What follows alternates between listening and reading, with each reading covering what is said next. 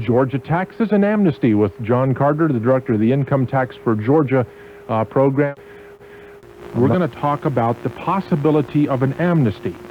And let me give you this, got this information here. In Alabama, from January 20th, 1984 to April 1st, 1984, they collected $3,150,000 from 10,150 taxpayers during an amnesty period. That's state taxes from delinquent taxpayers. In California, from December 10th, 84 till March 15th of 1983, just earlier this week, last week, California collected $68 million from 59,000 taxpayers who were delinquent in their taxes. And the whole idea behind the amnesty program is that, well, I don't know, what do? They waive taxes, they waive penalties, they waive interest, you know, just pay what you owed, file, there will be no charges brought against you, so forth and so on. And it works, but I don't know that Georgia has ever had income tax amnesty. They have amnesty at the library. You got some overdue books, you can return them, but I don't know if they've ever done it with income tax. So good morning. You're with us now. Did I get your title right? Yes, you did. The question has come up from some people as to whether or not Georgia has any such plan in the works, and if not, why not? Georgia does not at this time have any plans for implementing an amnesty program.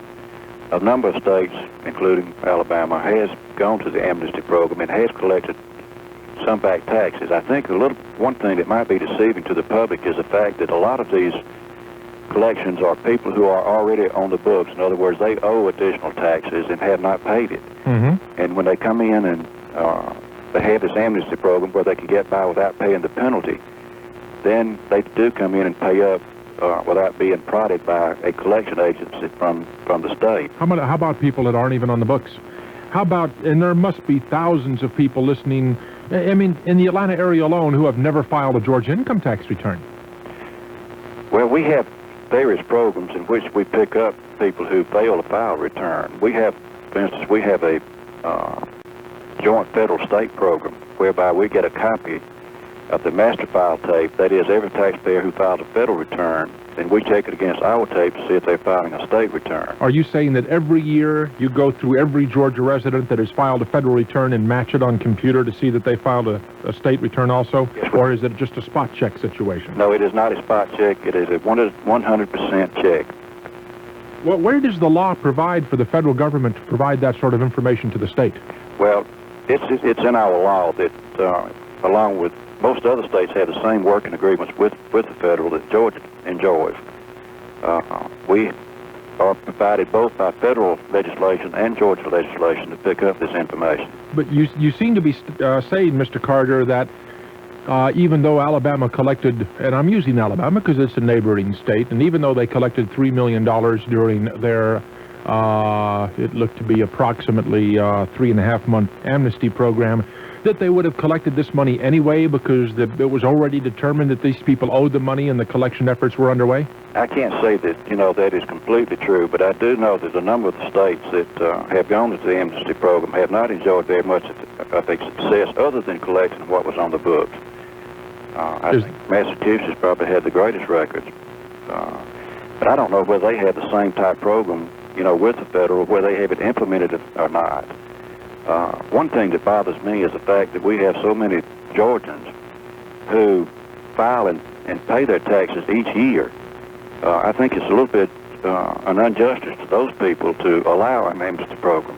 Well, and another feature of it, if you have a taxpayer who maybe has a bad year and he doesn't have the tax that he owes when it comes time for him to file his return, he said, well, the state had an amnesty program a couple of years ago. I'm just going to hold mine off until such time as they have another amnesty program, and then I'll send mine in, and I won't be penalized. So there's good points and bad points to the amnesty program. We have to send along a copy of the federal, and I resent that very, very much. It just gives someone else another piece of my personal business. We satisfy the state with everything they ask for. And why do we have to send them a copy of our federal income tax? Mr. Carter? We feel that it's much more convenient for the taxpayer to send in a copy of their federal return as supporting documents on the state return rather than having to prepare additional copies or forms in which to verify the state return. You're saying that's convenience for the taxpayer. If the taxpayers don't like it, however, what is their option? Well, I guess probably if we had enough people who resented the fact, then we would have to begin printing our own forms again and have the taxpayers file a separate form from the federal return. 231-1977, we can take at least one more call. This call from Clarkston. You're on WGST. Yes, I'm calling about the Amnesty. Okay, he said that they have an Amnesty program. Now... no, he has not, sir. He has said they do not have an Amnesty program. Oh, they do not have an Amnesty program. Okay, well, I'm still calling in reference to that, about a direct tax. Oh, ask your question, sir. We're a little short on time. Okay, what I'm asking is, what does Mr. Carter consider a direct tax? Oh, there's a question, Mr. Carter. I'm not sure what he's asking for either. I didn't hear all of it. He's asking, what do you consider to be a direct tax? And Well, it's a tax. There's a tax on all salaries and wages or any economic gain in which the taxpayer may receive. Unless it is expressly exempt from taxation, then it is a direct tax. Does it get on your nerves? Do you wish... No, I enjoy my job. I enjoy working with the taxpayers, and I just thoroughly enjoy my job. But some of them don't think you're working for them, if you get that impression. As a state administrator, we administer the laws that are passed by the General Assembly. Yeah. And I think I get the point, but every once in a while, the tax collector is not the most popular person in the neighborhood sometimes, but then if the money wasn't there to improve the roads or provide the services, it could possibly be a much worse situation. well, we feel that the majority of the taxpayers want to pay their fair share of tax and do pay their fair share of taxes. And, of course, the laws are, we have to have self-compliance.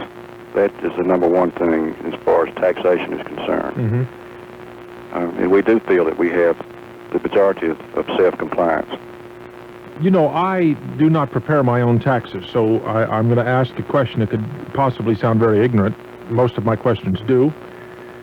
Is the Georgia income tax structure now based on a percentage of the federal income tax, or does it have its own exemption standards, its own bracketing, and what have you? No, we do not have a percentage method of the federal tax. The beginning point in arriving at Georgia taxable income is federal adjusted gross income. And unfortunately for the taxpayers and we that administer the law, we have not adopted the federal updates since 1981. Consequently, there's about 21 adjustments that have to be made to federal adjusted gross income in arriving at Georgia taxable income. Is this something that was addressed in the last session of the Georgia General Assembly? Yes, it was, but because of the economic impact, it didn't get very far. What would the economic impact be? I believe it was something like $500 million over the next 4 years. Would it be easier for you in your job if people just said, here's my federal tax return, here's the tax I owe the federal government, your percentage of that is X, here it is, or come and get it, and that's the end of it? Well, some states have gone with that because of the way that the federal controls the economy through taxation, a state would have a very hard time in coming up with a percentage of the federal that would cause us to meet our budget. Unless the percentage was rather high. Yes, it would have to be on the high side. 231-1977 is the number if you'd like to talk to the director of the Income Tax Division for the state of Georgia. His name is John Carter, and from Sandy Springs here on WGST. Good morning, Neal. Go ahead. Mr. Carter, I'd like to ask a question pertaining to how much total income tax was collected in Georgia in 1983. Do you know offhand approximately? No, I don't. Seemed like it was in the neighborhood of $2.4 billion. Okay. Do you? I understand your position on that. Do you know approximately what percent the income tax comprises of all taxes collected in Georgia? What percentage the income tax is of all taxes collected in Georgia? Is that by the state or by the state and federal? Just by the state. Just for the state. Of all taxes collected by the state of Georgia, what percentage of that comprised of income tax as opposed to other taxes, being sales tax and other things? If I recall correctly, it's about 47%. 47 is income tax? Uh-huh. Okay, one other question. I always hear you and other people, and I know you have a thankless job, always mention fair share of taxes paid by each person. And where I find the real quandary is how can you associate the words fair and tax all in the same sentence? That seems to be a standard phrase used by people in the tax business. Yes, it is. It's according to which side of the coin that you're on is what is fair and equitable to one person is not fair and equitable to another person. I understand. One other question to approach that. What do you think would be the reaction in the state of Georgia if we could go to 100% income tax and 100% sales tax and no income tax? Do you think we could get anywhere with that? Let everybody pay for the income they spend, but they get to keep and reinvest the income they don't spend. Well, I've heard this argued many times, both pros and cons. I think one thing that is against that type of taxation is the fact that your low-income groups spend 100% of their income, and that way all of it would be subject to sales tax, whereas you may have a person who is way up the scale in the economic society, and they would only pay tax on a portion of their gross receipts. Well, I understand that you always have that response. Well, you also, with the income tax structure the way it is now, the people on the low end of the scale pay none. Absolutely. They pay much less than their, quote, fair share in one respect. They are what you would term to be net tax consumers instead of net taxpayers. I agree with you. And maybe if we went to some across-the-board sales tax, at least everybody would turn out being a net taxpayer in one way or the other. I agree with you, Neal. Okay, Mr. Carter? Yes. Just a few more phone calls. I know I'm taxing your patience, but I beg you to hold with me for just a few minutes. We got a call from the North Lake area. You're on WGST. Hello, Mr. Carter. I am a poll manager, and I guess you know what I'm going to ask you. Yes, I'm afraid so. Is there any possibility that there could be a limit put on earned income so that people like poll workers, elderly poll workers, who only work during an election, and that's all that they work, so that they would not miss that exclusion? The retirement exclusion. Yes. Yes, sir, that was addressed in the General Assembly this year. However, it did not get out of the committees. Well, I talked to our deputy commissioners this morning, and we feel that the intent of the legislature was not to cause a hardship on these people who received incomes from working only at the polls and jury-type income. yes. And I think that within the next few weeks, we will come out with a regulation that will provide some relief in this area. Okay, how would I be able to find out about this regulation? Read the papers. Read the paper. Mr. Carter, thank you so much. I think this is going to be a boon to helping me get workers at the polls when the time comes for an election, and I appreciate that. Thank you, sir. That is a tough situation when people want to assist the government and assist the state in the elections like that, and they can't do it because it ends up costing them far more than they would earn. Mr. Carter, I appreciate you spending the extra few minutes with us. Glad your secretary found you. And as we come up with more questions, hope that we can have the ability to call you back and discuss them with you some other time in the future. At any time, I'll be glad to work with you. And don't let me get on your nerves, because I'm not exactly a friend of taxes myself. Well, I've been here for 30 years, and I think I've seen most of the situations. And You don't live in Fulton County, do you? no, I live in DeKalb County. What'd they do on your house assessment this year? They went up. Did they? Well, things are the same all over, aren't they, Mr. Carter? Some might say that was poetic justice.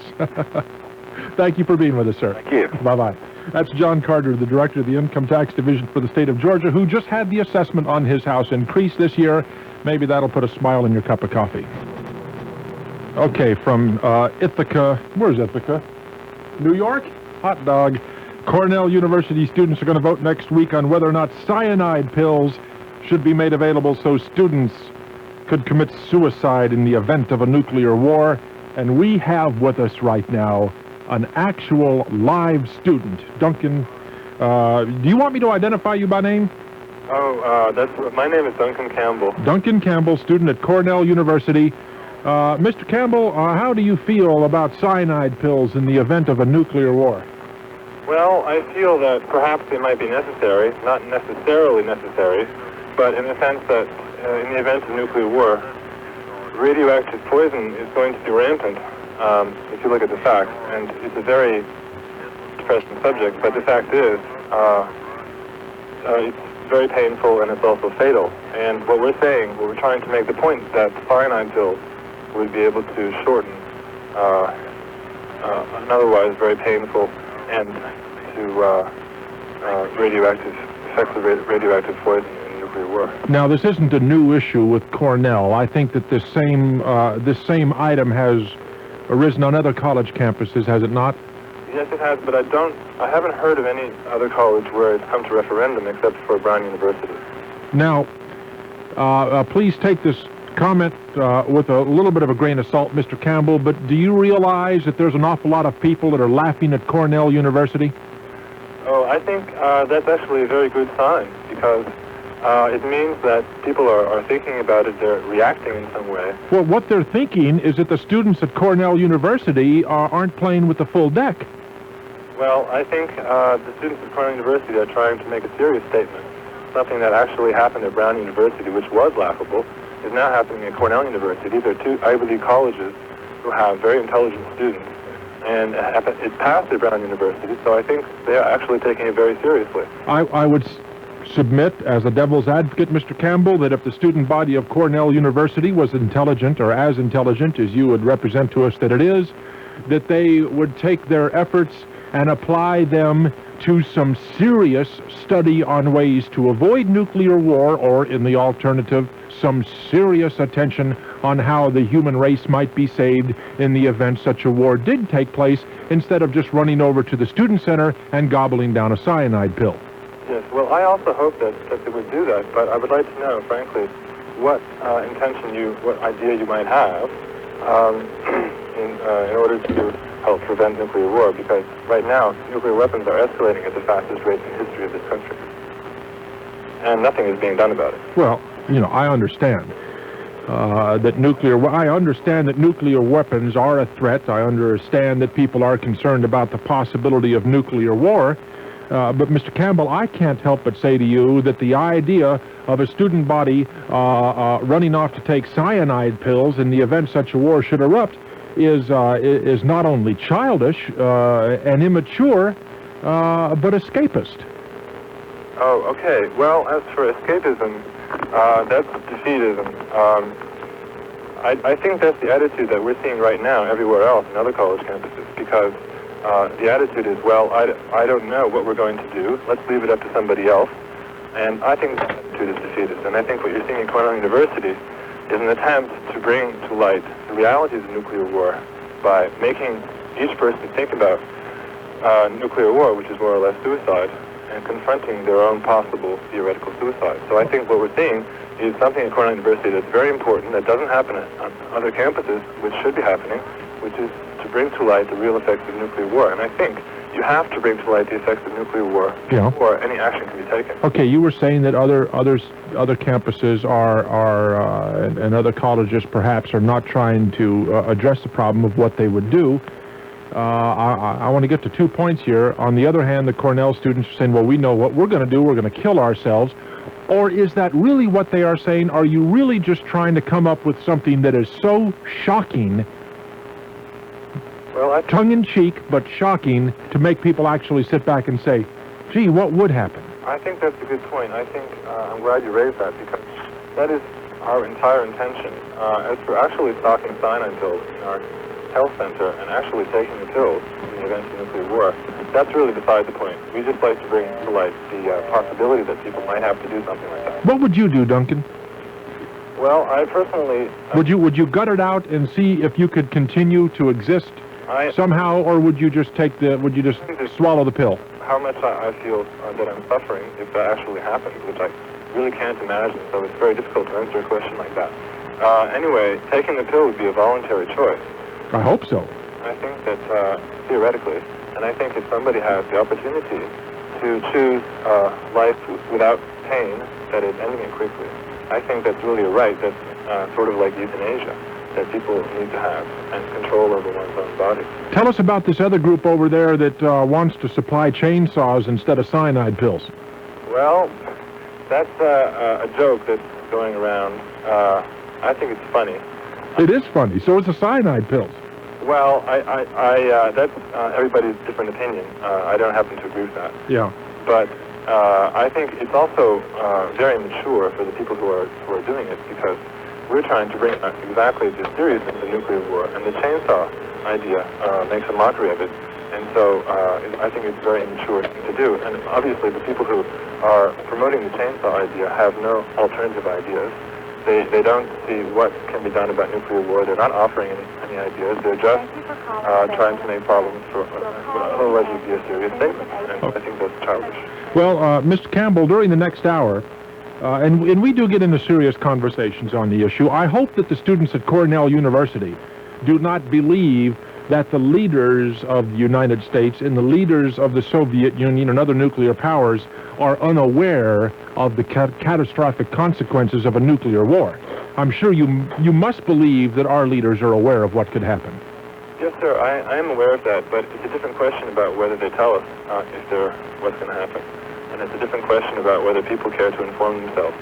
Because it's very difficult to comprehend the realities of nuclear war because they're so devastating. And so I think yes, the leaders do understand what could happen, but I think there's a lot of apathy and despair that's happening all over college campuses right now that needs to be addressed. One more dangerous attitude. One more question, Mr. Campbell, if I might. An opinion from you. Yes. Taking the state of world affairs right now and the Soviet Union's foreign policy versus the foreign policy of the United States, Soviet imperialism versus American imperialism, or what have you. Yes. What do you think would be the outcome for the free world if the United States, and I'm not saying that you're recommending this, but if the United States were to unilaterally disarm nuclear, if we were to disarm ourselves of all nuclear weapons, what do you think would be the future of the free world? I don't think that we should unilaterally disarm. I understand that. And I didn't want to put those words in your mouth. I'm just asking you what you think the consequences would be if we did. Well, if we did, I don't think it would be a safe situation at all, and I think that we do need to defend our interests to a certain point. But I also think that it's important that the United States take an initiative, since we are a free world. I think that we're a democracy, and 80% of the people support the idea of a nuclear freeze. And I think if that's true, why is nothing being done about it? Why aren't we taking the initiative? Not to completely halt arms, but to reduce them. When's the election, Mr. Campbell? It's today and tomorrow. Today and tomorrow. Can we call you maybe Friday and find out whether the pills or the chainsaws won? I'd like to find out how the student body voted on this issue. Sure, you may. Well, we'll be back in touch then, sir. We've got to go fulfill some other commitments right now. We've got some phone lines available for you. On June 4th and 5th, Jack and Joanne Hinckley are going to be in Atlanta promoting their book, Breaking Points. It says on the front, by Jack and Joanne Hinckley, the parents of John Hinckley Jr., with Elizabeth Sherrill, who I guess did the writing. I just want to promise to you people, I can't speak for Houck, I can't speak for anybody else here, but the whole thing nauseates me, and I just want to give you a solemn pledge that neither Jack nor Joanne Hinckley will darken this studio when they're in Atlanta on June 4th and 5th. There's just something about them writing that book that causes my stomach to turn. I don't know what it is, but next thing you know, Amp Wiley's going to be touring with his new book or something like that. 14 minutes after 11 o'clock, this call from Douglasville, long way off. You're on WGST. Go ahead, Douglasville. Well, you did an interview with a young man named Campbell from Cornell University in New York State? Duncan Campbell, yeah, Well, about the cyanide pills. It seems to me that there are some ultra-liberal professors who find a haven for themselves in the academic world and in colleges and universities around this country. You get the idea they couldn't function in a business environment? And when they are not able to get their way politically, they use their power over their students to terrorize their students. And I think it's a pity that this young man has to go through that terrorizing from professors who are just ultra-liberal extremists. And I feel sorry for the child. I wish his parents would pull him out of that school or get in touch with the dean and get that professor fired. You get the idea. And I went to anything but an Ivy League school, okay? I went to Texas A&M. And for those of you, that is not Ivy League. That is basic country boy. But you get the idea sometimes that some of these students up there at these Ivy League schools have the idea that they, the great Ivy League student body, constitute the salvation and future of the United States of America and of all that is decent in the galaxy. And then later on they start figuring out how little they really know. These kids should not be put through that kind of misery just so that they can say that they went to an Ivy League school. Now, there was a time in the early 50s when professors had to sign a statement that they were loyal to the United States government, and that they were anti-communist. Do you like that idea? Well, this is the kind of an occurrence that makes it come up smelling like a rose. Maybe we should have kept that up. I like to see the free exchange of ideas, and what Duncan Campbell and I had during the last hour was a free exchange of ideas. And there is some hope, ma'am. Let us remember that there is another faction of the student body at Cornell University that wants chainsaws issued instead of cyanide pills. Well, I hope you enjoy your free exchange, because this young man has gone through a lot of misery for it. Well, I'm sure he has. A lot of college students do. Would you like to go through that period of your life again? It's too bad when you're sitting in a classroom and you're just totally under the power of your professor. You just really don't have any free exchange of ideas. True enough. Thank you very much. 231-1977 is the number of this call from Northeast Atlanta. You're on WGST. Hello, Neal. Yeah, now get off the speakerphone. How's everything going? Well, that's a lot better. These speakerphones just do not work well when you're trying to put the phone call over the air here. Yeah. How's everything in the legal profession these days? Yeah, we're busy enough. What'd you call about? Yeah, well, I just wanted to know what you think the future of lawyers, the future of the legal field is. Somebody going into law. I thought you wanted to call and talk up about this Hinckley thing. Well, I just changed my mind while I was waiting. You want to know what the future is of somebody going into law? Yeah. How hard do you want to work? Well, very hard. You think you can get by with a 40-hour week? Yeah? You don't have any future in law. Why is that? Because you can't make it on a 40-hour week. Yeah, but there's such a surplus of lawyers. Why should you have to work more than 40 hours? Well, you don't have to. But if you want 40-hour work weeks, sir, are for losers. Any way you look at it, whether it's in the law, whether it's owning your own business, whether you are a beginning doctor or dentist, a stockbroker, a real estate salesman, a financial counselor, an insurance salesman, whatever, if you want to get by with a 40-hour work week, then you just have to understand that you are going to spend the majority of your life living from paycheck to paycheck, and when you retire, you're going to be depending upon Social Security. Are you still in law? Yeah. Are you working 40 hours? I would say probably considerably in excess of that. My schedule generally is that I get to my law office at 6 o'clock in the morning. I wonder how you have time to get... And by the time 9:30 rolls around, I've completed a full morning's work there, and I come over here. I'll leave here at 12 o'clock. I'll be back at the office at 12:20, and maybe leave, if I'm lucky, 5:30 or 6 o'clock tonight, and I'll generally work the weekend, too. And that's not unusual, sir. Now, are you seriously considering the idea of becoming a lawyer? Yeah. Okay, then don't do it unless you're prepared to work 60 hours a week or more. Why is that? I mean... Well, unless you want to get by in a median income of $18,000 a year, which is what the average lawyer earns, then, have at it. 19 minutes after 11 o'clock. Really, This is something we discussed in my last incarnation as a talk show host at another radio station. 40-hour work weeks are for losers, and if that's all you want to work, well, then let somebody else have the American dream. The professors, I don't know what bad experience she had in her academic life, but that was probably like 80 years ago. But the professors are all socialist and liberal. And the funny thing about it is that in these years, the students for Reagan and young Republicans are much larger than the left wing. And it's funny how when the right... I doubt that they outnumber the left at Cornell. Well, here's the thing about it. Most students don't care these days. From my direct information, and people I know in college and stuff now, and professors that I happen to know, most students just simply don't care. Now, well, now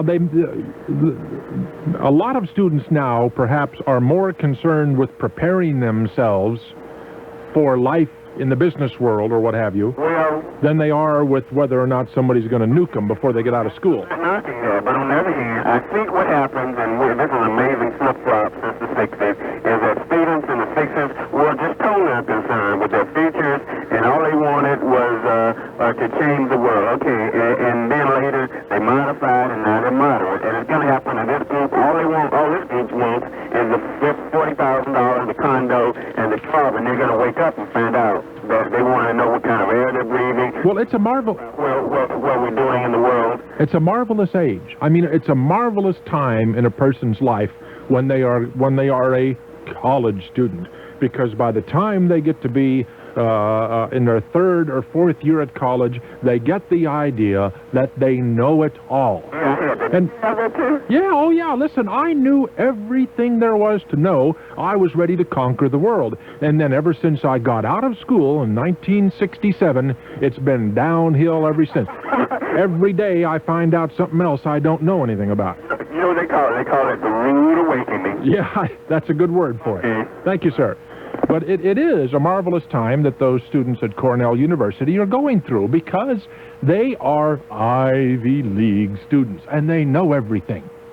See, nothing can escape them. Now, when they get out of Cornell, it's going to get rough for them, because they're going to start finding out that their knowledge is slipping. But right now, let them have fun.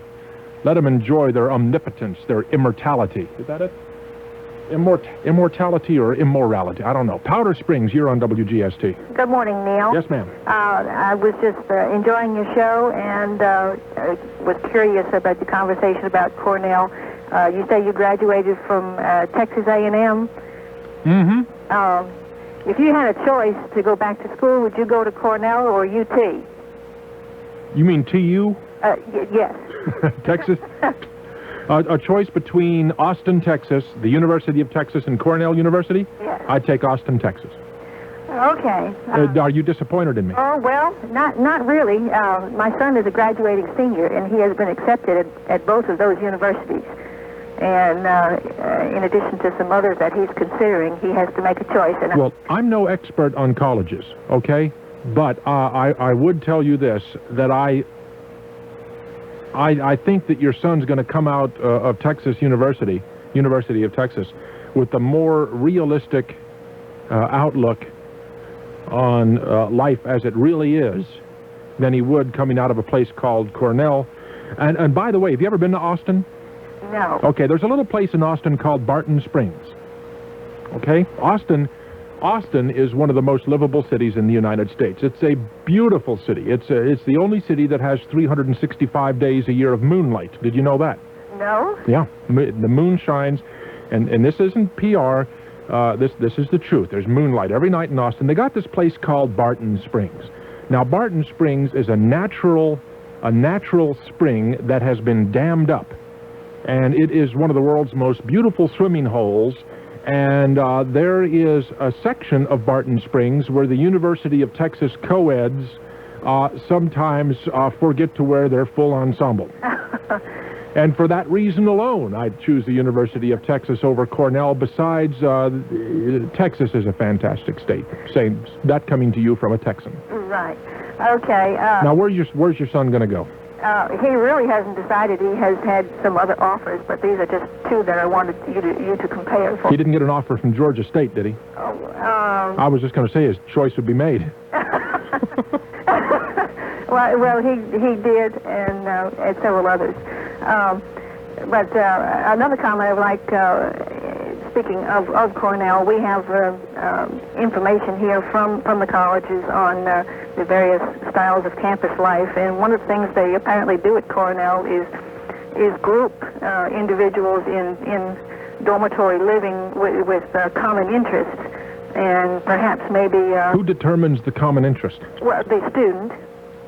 In other words, they have a dormitory for students that are interested in art and theater and music. Sounds to me like it's going to kind of starve your assimilation into society if you just group with people that are like you. Right. And perhaps this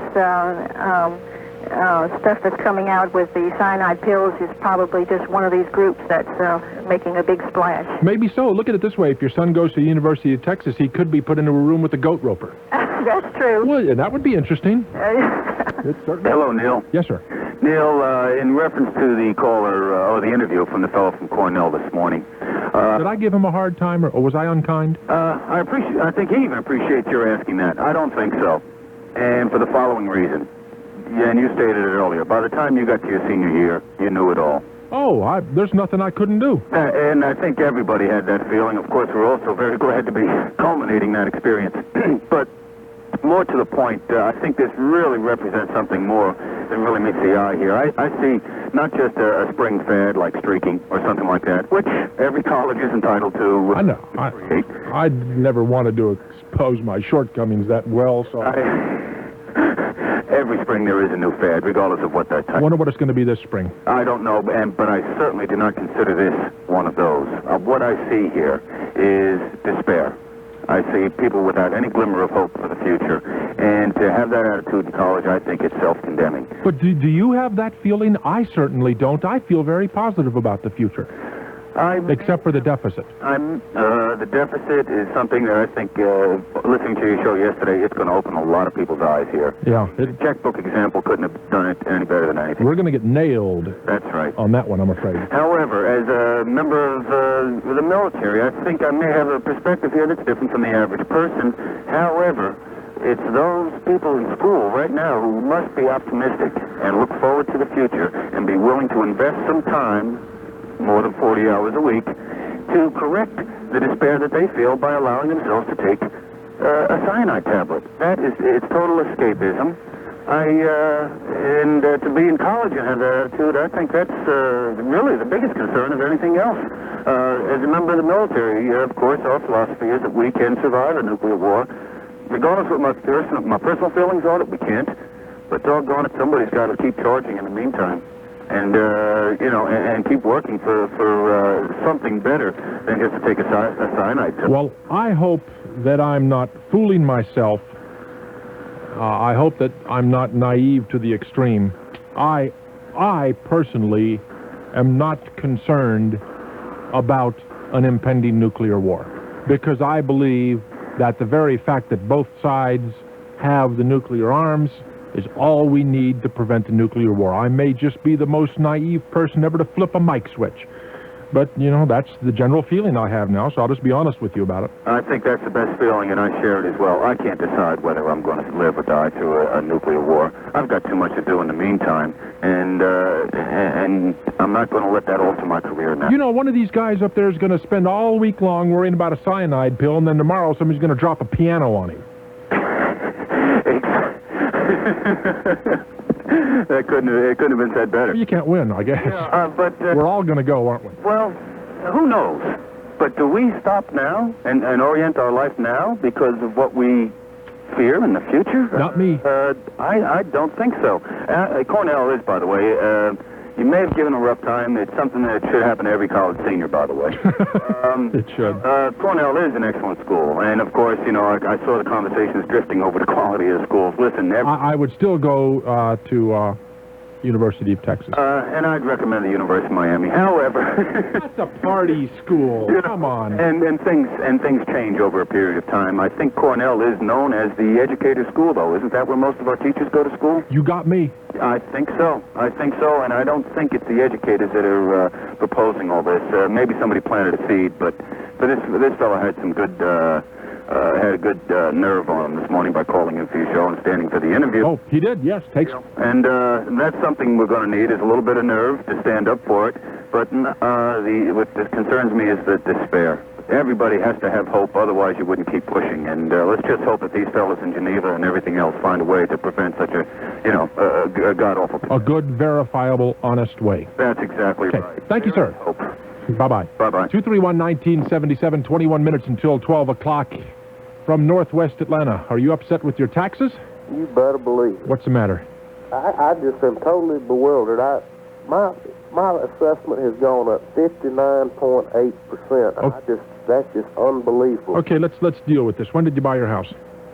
6 years ago. In about we'll call it 1979. 78. 1978. How much did you pay for it? $83,500. $83,500. What's the fair market value of the house now? I just had it appraised for a second mortgage, and it was $137,000. Okay. What did the county say that it was? What did they assess the fair market value at? $159,100. Okay. So you've had an appraisal, SRP or? I ain't had it done, so I haven't really. I'm supposed to meet with them this week to get a copy of it and see. Okay, so the assessment that Fulton County placed on your house is actually more than what you believe the appraised value of the house to be. There's no question about it, and that's what's got me so riled up. In other words, if I came up to you and said right now, I will pay you for your house that figure which the county assessed it. It'd be yours. It'd be my house. I'm glad I didn't make that offer to you, sir. Are you going to go through the... What they've done, I called and talked to the guy that was responsible for the values, and he told me they used a regression analysis. And I told him, I said, my God, where did you get the model for it? He gave me some fancy... Obviously, they've gotten some very poor input data into their model, because it doesn't make sense. I checked with some neighbors, and it varies all across the board, and there's only about 20 houses on the street. And it ranges from like 15% to mine. I guess mine's the highest, which is 59.8. Mine went up. Doesn't make any sense. My house went up about 10%. Are you going to appeal? Obvious. Senator, I just got back from the post office. Okay. $1.75 to send my letter in. Keep us posted. All right. Because this is an interesting... When you get the appraisal done, call us back. I want to see... How many calls have you had today about them? I hadn't heard anybody besides... Well, not many, but we've been on such a variety of subjects. We've been talking about chainsaws and cyanide pills and income tax and, Real world instead of these cyanide. Yeah, maybe the next time the Fulton County Board of Tax Assessors goes out, they ought to take cyanide pills with them. I guarantee you, I can't wait to see the repercussions that this is going to create down there with City Hall, because there's got to be a bunch of folks, and particularly in the northern section where there's some fairly influential people, and I can't see anybody sitting on their cans with this. This is just asinine. Hi, I'm calling in reference to you determining those who work less than 40 hours a week as a loser. No. Now, wait a minute. I've always got to be very careful the way I say. Yeah. I don't say that people who work less than 40 hours a week are losers. I said that 40-hour work weeks are for losers. Now, there's got to be exceptions. I would say a large percentage of those not working 40 hours a week, and besides, even if it was in the field of, say, being a lawyer, a doctor, although those fields may demand a little bit more time from you, that it is not essential, because it's not essential.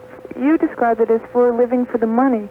Okay, if you want to live on $18,000 a year, a lot of people can. I, for one, am satisfied with working less than 40 hours a week, giving 100% to that, and spending extra time on volunteer political work or volunteer with the aged people.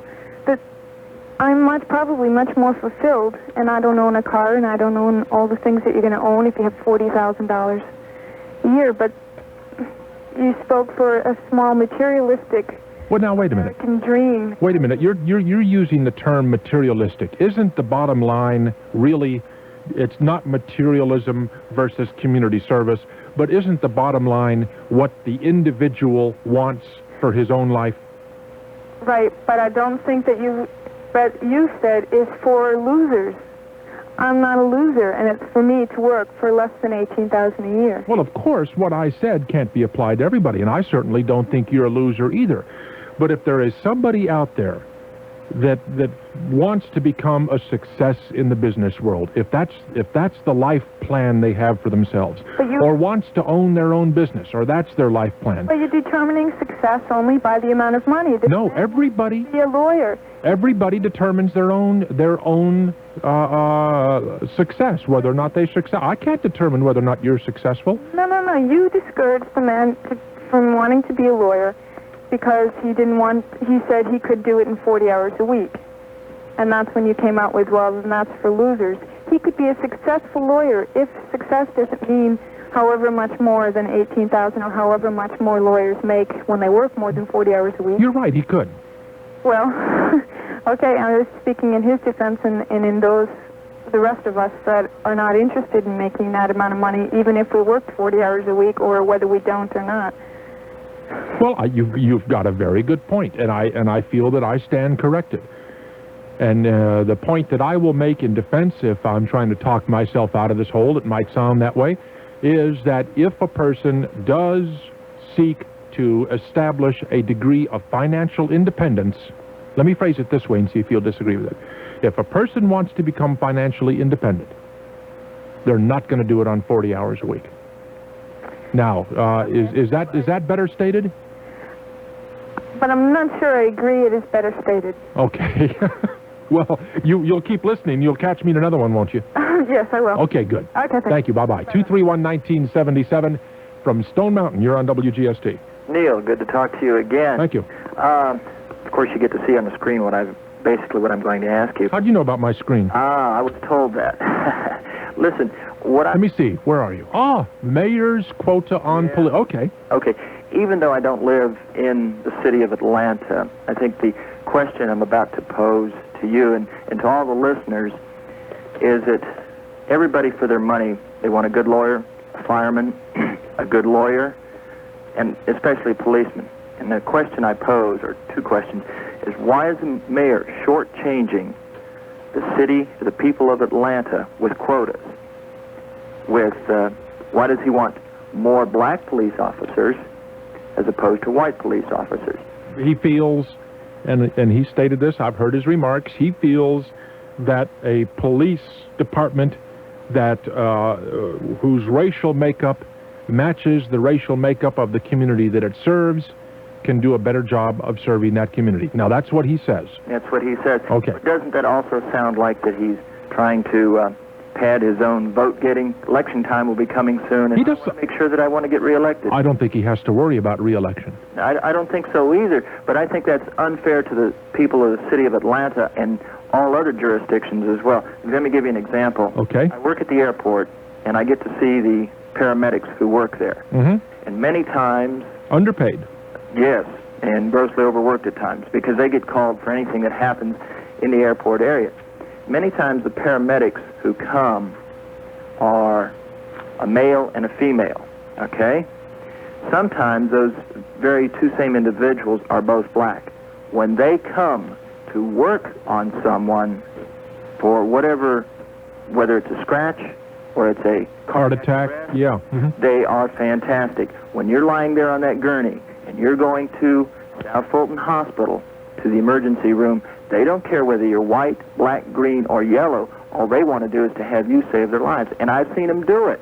I've seen black ones, I've seen white ones, I've seen salt and pepper ones. Why don't you take together, saving somebody's life? And it's the same thing with the police department. You're right. If somebody's attacking me or breaking into my house, I don't care what color or sex they send over. Just send somebody. That's my point exactly. I don't want quotas. I want the best qualified person to represent me and protect me. Is there a certain station over at the airport where they have paramedics stationed all the time? Yes, there are. Do you know where it is? There are 3 stations at the airport. Okay, why don't you take them a dozen Dunkin' Donuts tomorrow?